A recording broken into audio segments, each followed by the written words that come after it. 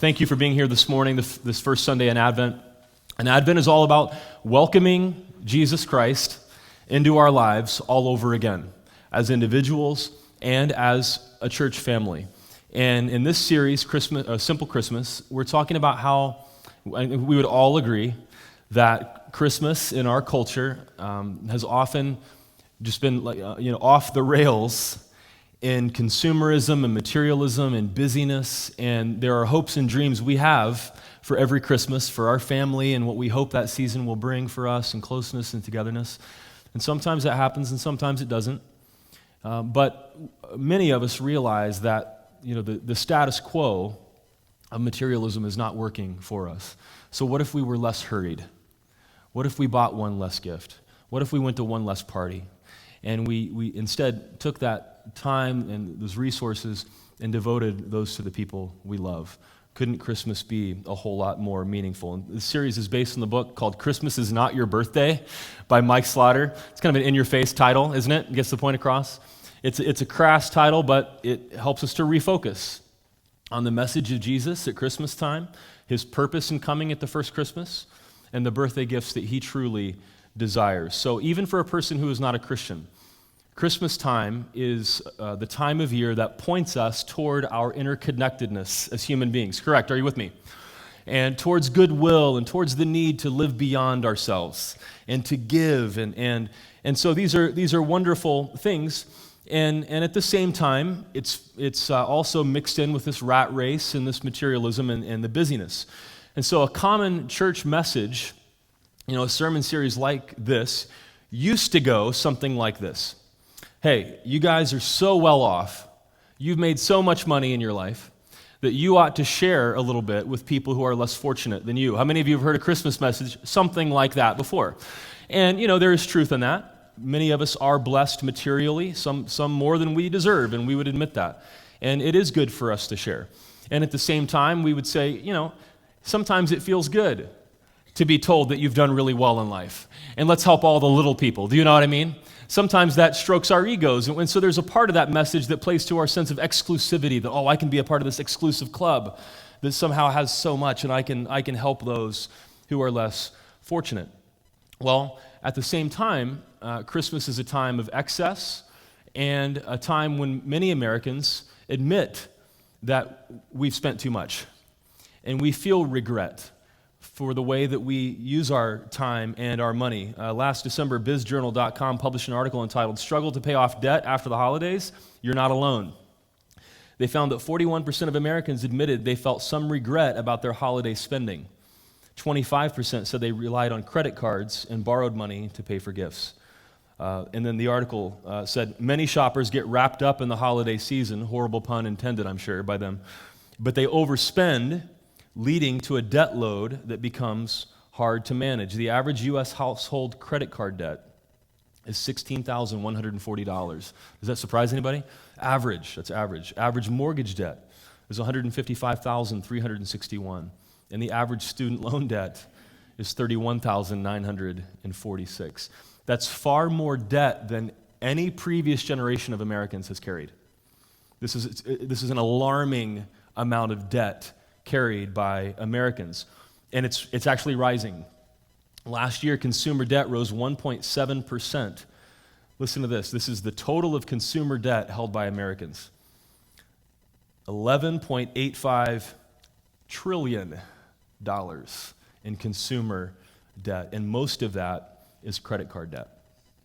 So we know now, with the presidential election coming next year, probably the number one issue in our country is wealth inequality and the state of the economy right now. Most middle-class people have awakened to the fact that the middle class is shrinking. We're actually sliding backwards. And so, yes, we've been blessed in many ways, and we can share what we have, but at the same time, something else is going on that's affecting our lives if you're a middle-class person in this country. And so we've talked extensively here about the widening gap between the rich and the poor here in one church. And we talked about the fact that the middle class is losing ground. The truth is that most of us are not as well off as the previous generation of Americans. And we could just kind of acknowledge that and move on, or we could ask the question, why? What's going on? Why is that the case? that so many of us, if we're honest, feel the crunch. We feel financial pressure. And so we do want to give. We want to contribute to kids at Chandler Christian Community Center and kids in Nicaragua, but we feel the crunch ourselves.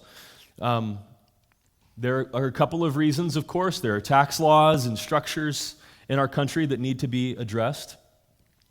And also, if you've traveled outside of the United States at all, you've probably noticed that most other countries in the world do not have, at least not as much of the constant bombardment of advertisements that we have in our country. Do you know what I'm talking about?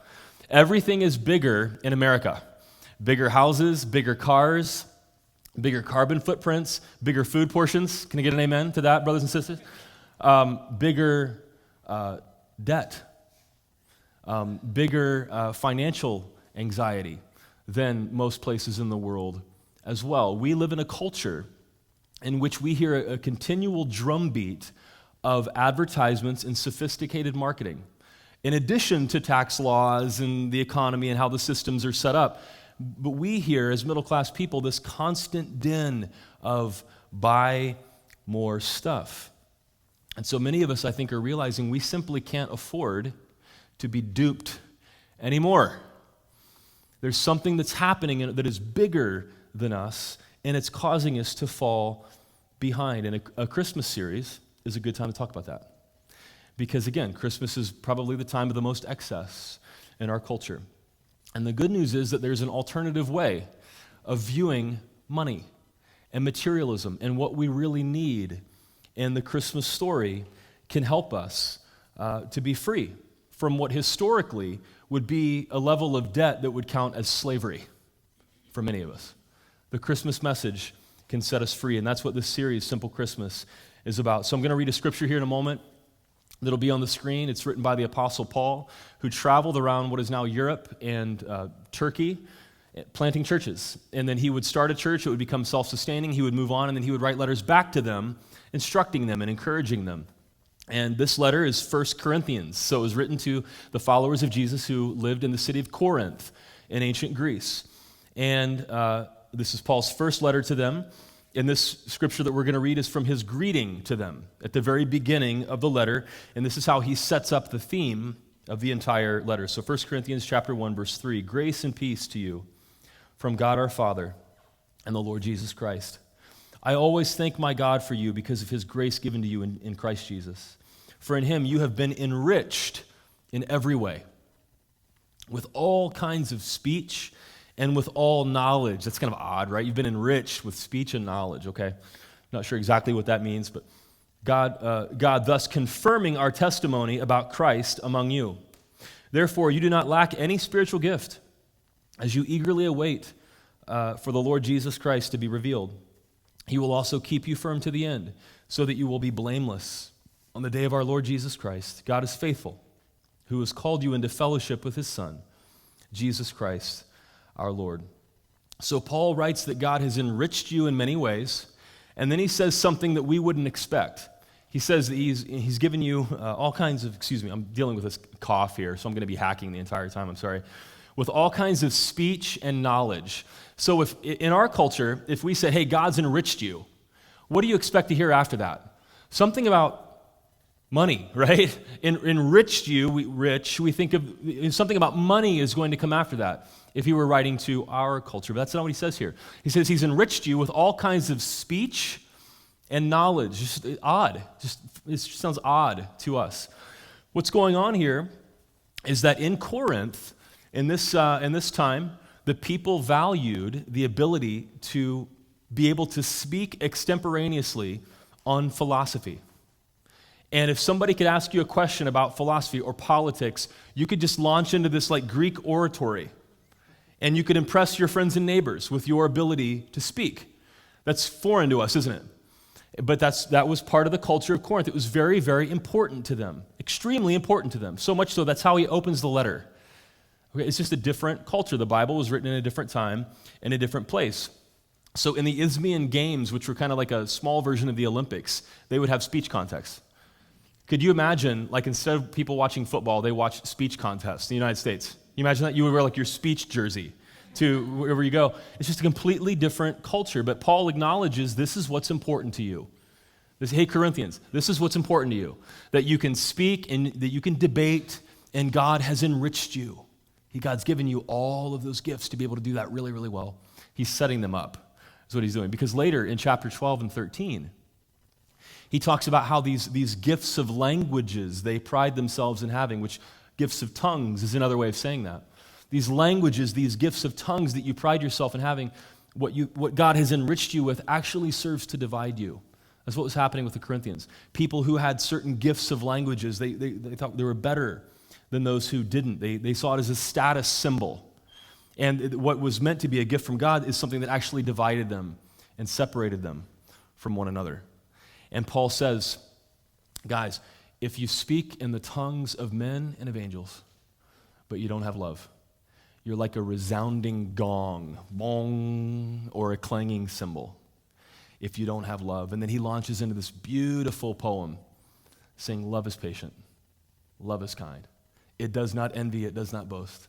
And Paul talks to the Corinthians about what love really means, and that it's more important than these gifts that God's given them, but they've used to divide them, and they've used as status symbols in their culture.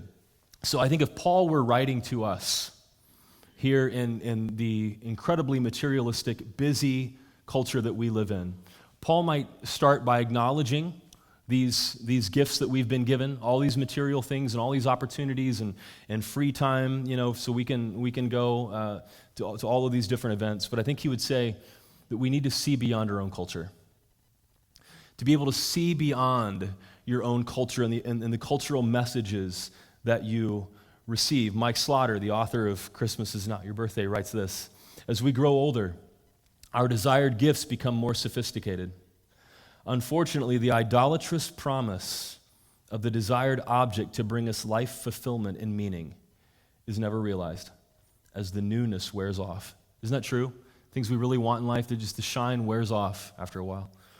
And we seek the next new best thing. We are hypnotically lured by the seductive marketing sirens of mindless consumption. And by buying into the false promise of secular consumerism, we continue to feed our children's materialistic, self-focused addictions. That's one way of saying it, right? Not exactly small talk, but that's one way of getting to the point. Well, for some of us, that sounds, okay, I kind of get that, and it sounds kind of harsh too. But again, we're immersed in a culture where certain things are normalized for us that are not normal in many other cultures of the world. In 1932, Aldous Huxley published his novel, Brave New World. Many of you remember reading that in high school. And in Brave New World, he anticipates a future world in which this world dictator system uses science to control reproduction, and that people are conditioned to think a certain way. Drugs are used to get people to behave a certain way. Children are educated through hypnosis and all of these ways of conditioning people that benefits the very few people in power. It was propaganda that came from this dictatorship. And I have a clip, it's about a 2-minute clip from an interview between Mike Wallace and Aldous Huxley on ABC in 1958, in which Huxley makes a few statements about how new technological devices, new technological devices can surprise us in the ways they affect our lives. And they are particularly dangerous in their ability to send us propaganda that we accept as normal and true because we're just bombarded by it. So here's Aldous Huxley from 1958. Let's watch. 1958. So you've had the experience, I'm guessing, of maybe searching for something, some item, and then you're on Google or Facebook or whatever, and then all of a sudden new advertisements come up for that item that you've been searching for. Must be magic, right? And so, again, new technology gives the powers that be new abilities to send us messages. And notice Huxley defines propaganda as this one message. It's like this one drumbeat of the same message over and over and over again with no disagreement. And of course, there are cable news channels that you could say are like that, but then you can go find another cable news channel that kind of gives the opposite message. So propaganda is just this one continuous stream of the same message over and over and over again. And I would suggest that one of the most effective pieces of propaganda that we all are surrounded by all the time, in many ways, is buy more stuff. Do you agree? Whether it's advertisements as you're surfing the web, whether it's you're watching TV, you could make an argument economically. TV shows are just what's in between the commercials, right? Commercials are what pay for television, right? That's why we have the programs, is because of the commercials. Or billboards, or there are new, very sophisticated ways of marketing, content marketing, cause marketing, interactive marketing, where you may not even realize you're being marketed to. Huxley would define this message that we receive in our culture as propaganda. This one continuous stream with no disagreement. Buy more stuff. You need more stuff. What you have is not enough. You need more, and you won't be happy until you get more. And so there are commercials with people like driving cars, whatever, and they're just kind of flapping in the breeze, along the PCH in California. Or there are commercials like drug commercials, right, where you all know when you see a drug commercial, they're required by law to list the side effects.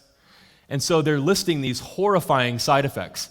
But the images you see are like just people galloping along in fields of poppies. And, poppies would be appropriate, I guess, for as a drug commercial. But you're like, people are just having a great old time, and it's romantic. And you're like, may cause bleeding from your eyeballs. And they're, because if you just close your eyes, you realize how horrifying those side effects are. But it's the power, the sophistication of marketing, this propaganda. You need more stuff, and you don't realize that we swim in that until you get out of the country.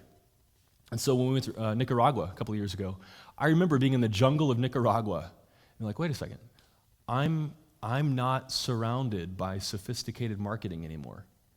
And I didn't think of it quite like that. I'm just like, wait, no commercials. The internet access is bad. I'm just not surrounded by this message of buy more stuff all the time. Or my life's going to be miserable if I don't buy more stuff. And in Tel Aviv, even in Israel, there was less sophisticated marketing than there is here. Like the convenience stores would just have like a cigarette brand. They didn't have their own individual branding. You know what I mean? It'd be like Marlboro. It wasn't like the name of a store. It just wasn't as developed and sophisticated as the marketing that we have here. I think Huxley would call it propaganda. And I think if Paul were writing to us about our culture, I think Paul would say, you want to see beyond your own culture. You want to go hunting for assumptions and question the messages, even if it's hard to see them because they're so normal. Question the messages that you receive in many, many ways. And find out, wait a second, am I being told lies here? Is this something that's not true? Is this something that's not reality? And maybe I don't need to spend all the money I have and more and go into debt on things because I'm being commanded to buy them and being promised that they'll make me happy. Could I see beyond my own culture? And then I think he might say you have to fight your way back to reality. Once you see that, that's not enough. Now you're going to have to resist. Now you're going to have to resist those messages. A lot of Americans aren't sure they want to resist. When you've been bombarded with propaganda for long enough, it feels good, like it feels normal. But I think Paul would say you have to fight your way back to reality. Last Sunday, Corey Peacock was our guest speaker here. He did a great job, didn't he? Talked about Sabbath and rest. And then later in the afternoon, I had the invitation to speak on a Muslim teleconference where our friend Imam Khalil was involved, if you remember him. And his friend John Akram, who spoke here as well. And so we were on this teleconference call, and there were Muslim leaders from all over the country in this call. And it was a little over a week after the Paris attacks. And then you remember what was in the news last week about Muslims in the United States and databases, right? And fear, and oh my word, the fear. And some people just, I would say, giving some propaganda, that Muslims are going to attack our country, and they're everywhere, and, we have to look under the rocks for Muslims, right?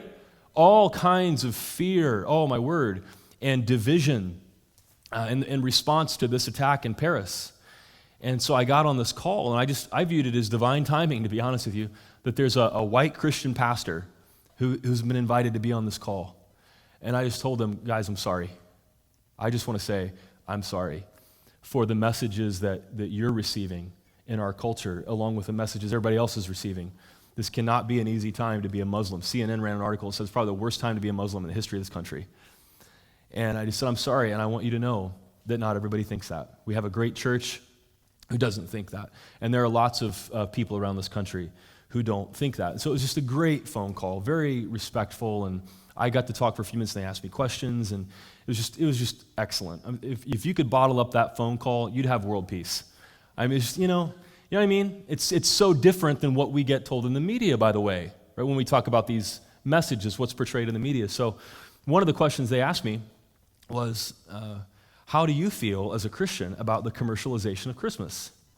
Oh, that's a good question. It's not something I've never been asked before, but they're coming from a different religious perspective, and in answer to their question, I quoted Chris Rock, which I'm not sure is good in a religious phone call. Like, I don't know if that's like the way to do this or not, but Chris Rock was on SNL last year, and in his monologue, he's just riffing along, and he talked about the Christmas season and how commercial it is, and he said, we measure Jesus' birthday in dollars and cents, and so he's just kind of joking along, and he said, after Christmas, economists are going to be like, well, we had a really bad Jesus' birthday this year, when they're crunching it up, or if people spend a lot of money, we had a really good Jesus' birthday this year.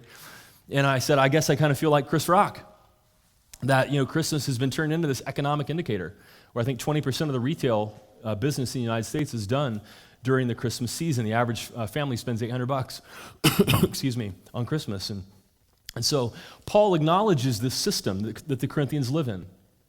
And he says, but you want to fight against that system and fight your way back to what really counts in life, as he goes through the letter, especially in chapters 12 and 13. And again, Mike Slaughter writes, Christmas has been hijacked and exploited. We have professed allegiance to Jesus, but celebrate his birth with an orgy of materialism. Christmas is not your birthday. It's Jesus' birthday. This study will help you reclaim the broader missional meaning of Jesus' birth and experience a Christmas season with more peace and joy than any toy or gadget could ever bring. So what would it look like to fight back, to resist this propaganda and the messages that we hear? One way would be getting smart to advertising techniques, understanding that about 90% of all of the purchasing decisions we make are subconscious. You know that? That's what the research tells us. And anywhere from 2/3 to 90% of those decisions about what we buy is emotional. So our logical faculties play very little role in the purchases we make. And marketing is so sophisticated. It sounds like a conspiracy theory, doesn't it? Like I sound like a conspiracy theorist up here. But it's just true. Marketing is so sophisticated that good marketers know how to push those buttons. There are actually several emotional triggers that any good commercial or copy will push in us to get us to buy certain things. One of those is love. I believe I can express love through gifts. Right? Is there any other way to express love? But that's one of the triggers. If you love her, you'll buy her that. That's one of the triggers. Exclusivity. I can be one of the few who have this. I can be in an exclusive club. Credit cards use that a lot, right? Pride. I want a bigger TV than my neighbors. And so just pride is that emotional trigger that a commercial or good marketing can push to get us to buy something. Guilt. I owe someone something. I feel bad, and so I'll make up for it with a gift. Right? Fear. What if I miss the sale and the price goes up? Or there are other ways. What's going to happen to me if I don't buy this thing? I need this thing, or my life won't be as good as it would be if I had this thing. Next time you see a commercial or any kind of advertisement, watch what emotional button are they trying to push here. Greed. Good old-fashioned greed. Marketing author Paul Bender says, sell to the greedy, not the needy. Another marketer, George Torok, author of Power Marketing, writes, the greedy want more, and they will pay for it. If you want to help the needy, give to charity. There's a mentality there. This is business. Appeal to a person's emotional triggers they're not even aware of. Most of it's subconscious, and they'll hand over their cash. Maybe one way to fight back is to recognize those campaigns. So one example would be the white earbuds that Apple released a few years ago, right? There were no white earbuds. You know what I'm talking about, like from an iPad that you can plug in your ears. There were no white earbuds before Apple released those. And if you remember their ads, they would have like silhouettes, like kind of hip-looking people in silhouettes, and they would have a white iPod, and then they would have white earbuds. And then you would see somebody walking around that you know with white earbuds, and so that kind of increases the social pressure that you've seen. So you see the ad, and then you see other people wearing them, and you're thinking, here's what happens emotionally. I've never seen white earbuds before. They're kind of new. They're kind of cool. Hey, I'm a cool person. I want to be cool, right? I'm hip. I'm with it, to quote Dr. Evil from Austin Powers. I'm the kind of person, I like new, well-designed, sophisticated things. That's who I am. And so I want to let other people know that that's who I am. And this happens without us thinking about it, obviously. And so I want white earbuds because I'm the kind of person who wears white earbuds. And all of a sudden, we've spent, $35 or something on white earbuds. Apple's so brilliant. And so that's just one example. We see something, and it pushes emotional triggers we're not even aware of. And then we buy that thing. So think about your own life. Things that you've bought recently. Whatever purchase you've made recently. What emotional triggers do you think that purchase triggered? Or the advertising around that? Cup of coffee. Where'd you go for that cup of coffee? Did you go to Circle K? Did you go to Starbucks? Did you ignoring the red cup Christmas controversy and all that kind of stuff? I'm the kind of person who goes to a swanky coffee place with certain colors on the walls. And you're right. Are there some kind of emotional buttons that get pushed, or maybe big Christmas gifts you're buying? What does it say about you? Because whether you know it or not, those marketers know.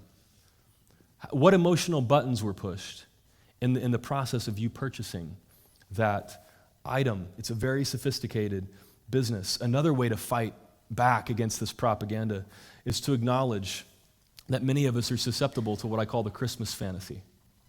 The Christmas fantasy.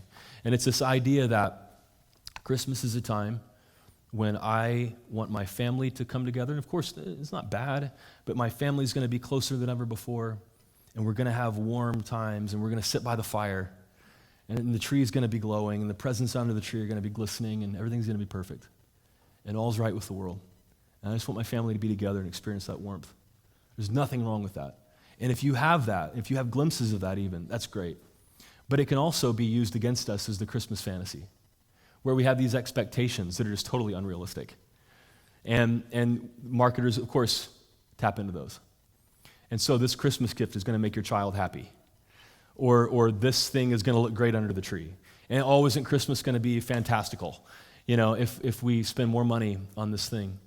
And we can find ourselves being sucked into this Christmas fantasy. Now you don't even have to leave your house. It used to be like you'd go to the mall and they're just perfect. It smells and bells to bring up this Christmas nostalgia, right? The decorations and the peppermint and just all those Christmas memories. And that's all designed to make you, just buy in even more to the Christmas fantasy. Now you don't even have to leave your house.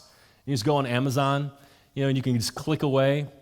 And of course, the look of Christmas, the decorations, the colors are all there to put us in the Christmas spirit, the Christmas sales. Saw a meme the other day I love. It's a picture up here I saw on Facebook.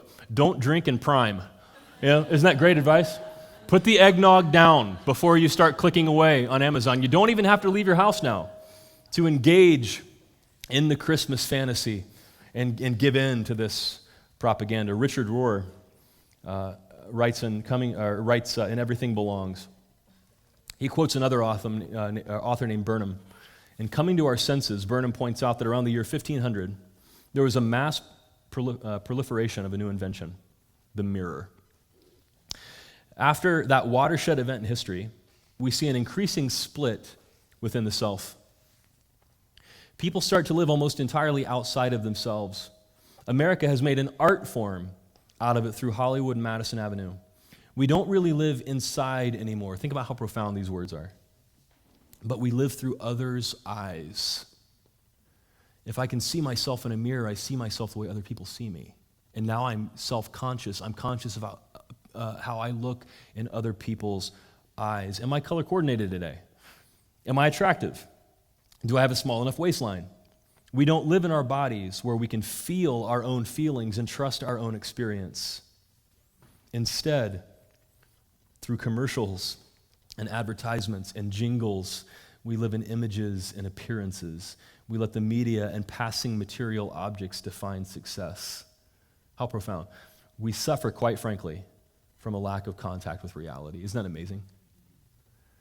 And there's so many examples of this. Not to just bag on the media all the time. Do you think the story that our media portrays about Muslims is true of Muslims? Of course not. Like, we understand when we see a story in the media, it's just through the reporter's eyes. It doesn't represent reality. But think about the mood of our country and how the mood of our country is controlled by the media. And the same thing happens with advertisements and so on. We just swim in this sea of propaganda or messaging. It's always, and we see ourselves through that instead of just being. Can you imagine life with no media, life with no TV commercials, life with no advertisements, and how much different we are from human beings before those things? You see what I'm talking about? It's just profound. We suffer, quite frankly, from a lack of contact with reality. And so fighting our way back to reality might look something like being more okay with who you are. And so we're not as susceptible to that advertisement that promises me I'll be happy if I have this. Or I don't feel such a question about my identity. And so I feel like I have to purchase a product to let other people know what my status is. Because I go through life seeing myself through their eyes, and I want them to think certain things about me. So I have to buy this in order to, right? Maybe it looks like being okay with who you are. Maybe it looks like teaching our kids to use their imaginations a little more. Instead of just buying that new toy, you can use your imagination. You know, I've discovered my son plays with inexpensive things anyway. Like, I'll buy him a big toy and he plays with toothpicks. You know, like, I didn't need to spend that money. And he's happy. It's not going to put him in therapy if he doesn't get every single thing he wants. We buy him gifts, and we're going to buy him Christmas gifts and birthday gifts, and of course we do that because we love him. But not every single thing he wants. And we don't fear that we're going to ruin him somehow, you know, because he likes playing with toothpicks and blocks. Maybe that's a way of fighting this propaganda. And I know somebody who says they no longer watch the news. I want to be an informed person, so I think it depends on, you know, what news outlet. Because it's just too depressing. It's like clickbait. I know what it is, and I don't want that to control my mood. Maybe it's a media fast for you. Maybe it's a week away from Facebook. Maybe it's a week away from TV. You know, some of you have probably done that here, where you just have some time away, and I'm just going to step away from the propaganda for a moment. Maybe that's a way to fight your way back to reality. And then finally, Paul says to the Corinthians, Jesus is going to be revealed. You're waiting for Jesus to be revealed. So maybe this Christmas, as we see beyond our culture and fight against the propaganda back to reality, we can allow Jesus to be revealed in a new way this Advent. Perhaps Paul would say, I know you Americans value material things and upward mobility. I know that's super important. We could go on and on about why we even live in the suburbs and what the suburbs mean. And typically it means upward mobility, right? Separation from the problems of the city, more educated than the rural areas. And it's a place where I can get a bigger house and a bigger car. And that's the whole reason we live here, right? These messages they bombard us to the extent that we don't even know what normal is, right? But Paul would say, but Jesus can be revealed in your culture. You have all these things, but there are some things you lack, and Jesus can be revealed. And so, you know, Christmas is about the incarnation. And putting on flesh is what incarnation means, that Jesus, the pre-existent Son of God, Father, Son, and Holy Spirit, Jesus, who has always existed eternally, entered into the human experience, put on human flesh, and was born as a baby. That's what we celebrate every Advent. And how was Jesus born? Was he born into the kind of a situation that an American marketer would create? Was he born into a Ferrari cruising along the Pacific Coast Highway? And that's what it means to be free, right? Was that what Jesus was born into? Was Jesus born into, you know, new gadgets, like in the middle of a Best Buy store? You know, was that those are the conditions that Jesus was born into? No. Jesus was born and laid into a feeding trough for animals. There was no room in the inn. And so Jesus was born around animals. Jesus was born where there was the smell of animal dung. He was born to a family that was poor. Mary was from Nazareth, a poor little village that had a bad reputation, a nowhere town. Jesus had no status, no material things to boast of at all. There was none of that in the first Christmas. There were no ads in the first Christmas. The only gifts were from the Magi, and they were meant to honor royalty. Joseph and Mary and Jesus didn't give gifts to one another. Everything that was needed for that first Christmas was there in the relationships between the people who were there. No spending was needed. So how could this Jesus be more fully revealed in our lives this Christmas? How could Jesus be seen in what you value this Christmas and what I value this Christmas? How could the first Christmas be seen in that? How could Jesus be seen in our assumptions about what it means to love our kids and to bring them up right? How could Jesus be seen in that? So Joseph, Mary, and Jesus were a gift to each other. No spending required. Again, we'll buy gifts for my son, but it's not required for love to be in the house. Love does not have to be measured by material things. This past week, I met a young man named Yosef, who is a Syrian refugee. And he's been in the United States for 1 month. I have a picture of him here. And I heard his story outside of the state capitol. Here's Yosef. And it took him 3 years to get here in the United States. The current vetting process took him 3 years to get here. And I don't know if you can see it on the screen or not, but his face is badly burned. Almost his entire face has been burned. And his story is he was tortured by the Assad regime in Syria and was able to get away and rescued and began his process of just getting out of Syria. And when people are refugees, they don't know where they're going necessarily. He just ended up here in the United States, and of course he's thankful to be here. And so he gave me a big hug, and he couldn't speak any English, but the translator translated, and it was pretty easy to translate. He said, thank you, thank you, thank you, thank you, thank you. I love America. Thank you, thank you, thank you. And he's just so glad to be here in the United States. And of course, Yosef, that's Joseph, by the way, which is the earthly father of Jesus. And in front of the state capitol there, I had the gut check experience of looking into the cameras of all the news outlets in Phoenix and stating that Jesus was a refugee. That Matthew tells us that King Herod was killing children, and that after Jesus was born, Joseph and Mary and the baby Jesus fled to Egypt to escape the violence. They really were refugees, fleeing violence, like not kinda or almost. They really were refugees. And I said the nativity scene is a depiction of a Middle Eastern family looking for a place to stay. And what were they told? There's no room for you here. So I said it's ironic that right before we Christians put up the Christmas decorations, that we reject many, many people. Now, I know that's a political message, and I assume I'll say something that you disagree with from time to time. You know, as I always say, I'm okay if you disagree with the pastor. Are you okay if you disagree with the pastor? Lots of Christians are not okay if they disagree with the pastor, and that means they have to find their church, because they're not okay if they disagree with the pastor. But I was just reminded over again of our culture and all of the messages about what are supposed to make us happy. And it's always, of course, spending money. It's going to make us happy. Even if you have to go in debt, and then you get to pay interest on the loan to be happy, right? But you compare it to somebody's experience like this, and you think, oh, my word, we've bought into so much propaganda. And what is really required for happiness and peace and joy are actually very simple things. And Yosef, he has those simple things because he's not being tortured anymore. He's in a place where he has physical safety. And there are people around him who love him and who care for him. And he has his basic needs met of food and some things in life that are comforting. And that's what he needs. And that's what you and I need.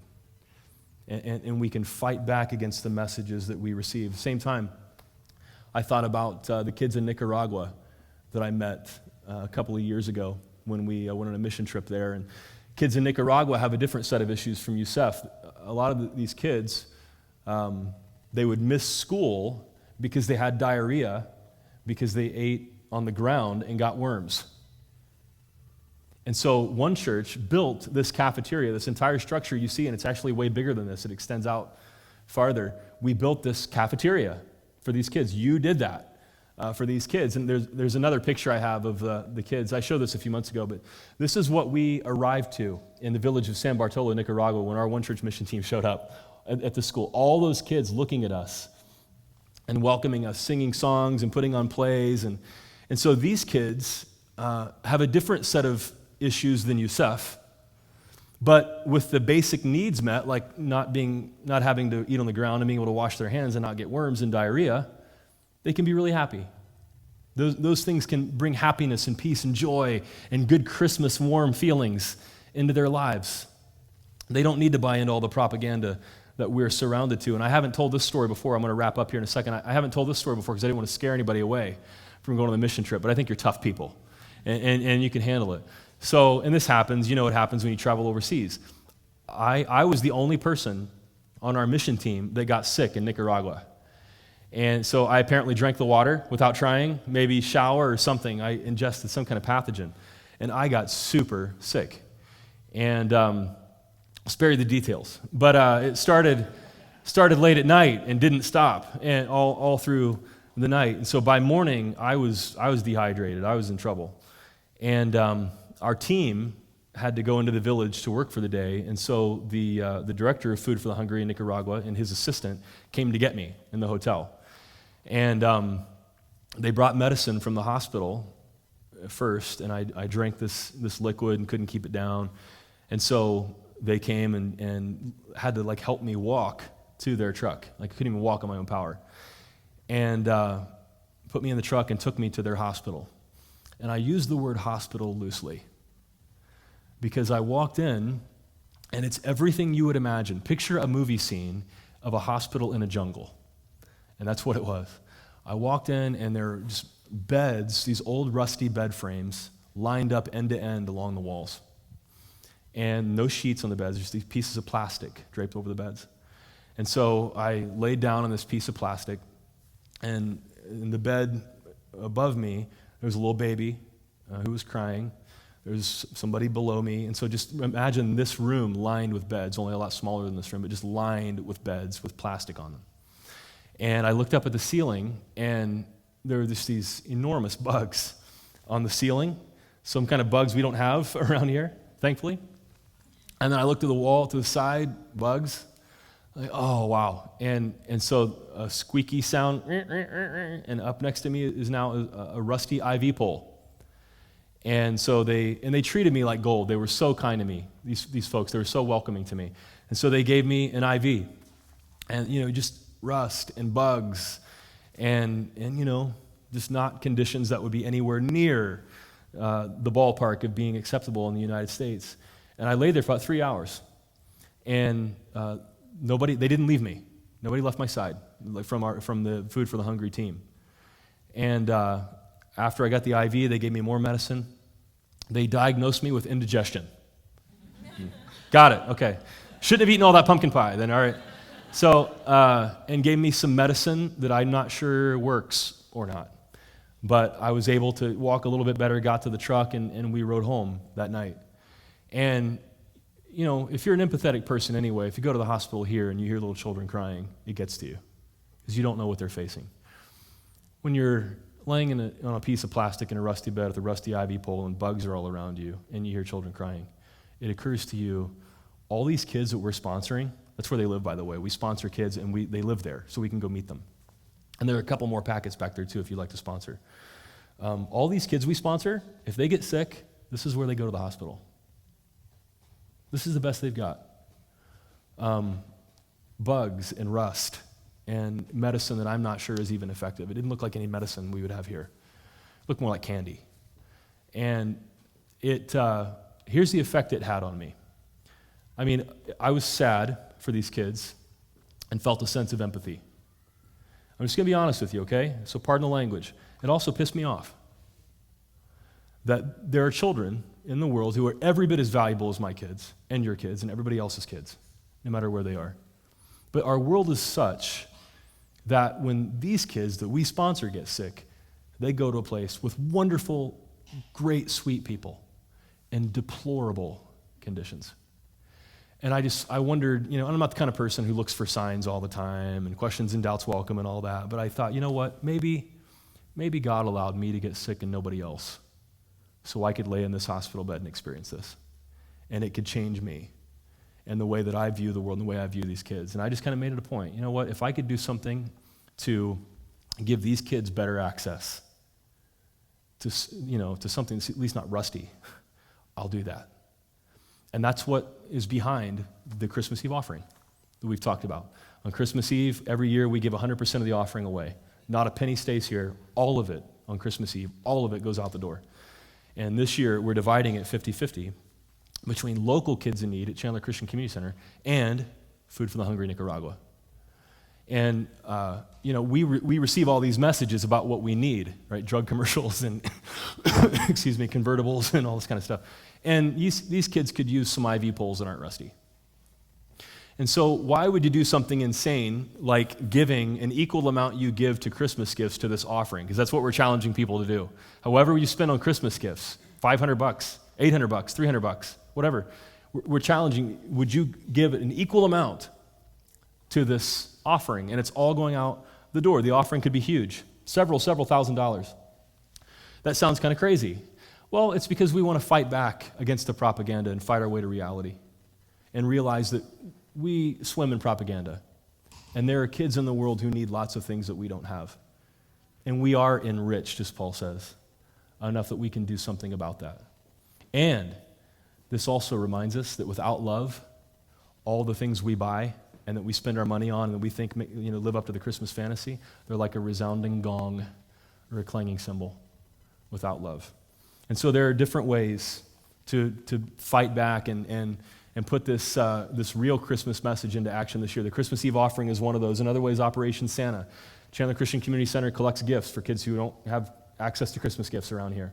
And if you want to purchase a new unwrapped gift, you can bring it back next Sunday, the 6th, or the Sunday after that, the 13th. We'll have collection bins. You can pick up a flyer at the info center on the way out here and buy just simple things. If you'd like to bring something tangible, not just to the offering, but something tangible in an unwrapped new gift. There's also a way, if you want to set an example for your kids and have your kids serving in some way, there's a kids serve event at Chandler Christian Community Center this coming Thursday, December 3rd at 6 p.m. for 1 hour. And your kids will sit down. This is like, 3 years old to 6th grade. They'll sit down and they're going to make Christmas cards for the kids that receive the Operation Santa gifts. And so your kids could sit down and have fun. They'll have Christmas music and glitter and all, you'll have a huge mess to clean up when you get home. And they'll write out Christmas cards for these kids. So there's several ways to fight our way back to reality, see beyond our own culture, and let Jesus be revealed this Christmas. So how would Jesus want us to celebrate Christmas? That's what we're asking. Is it by buying into the propaganda all around us that dupes us into giving more and more of our money to other people? Or is there a way of living that is closer to reality? As followers of Jesus, that's our question. And perhaps Paul would write to us, the Chandlerians or the Southeast Valleyians, if he was writing a letter to us. Love does not require overspending.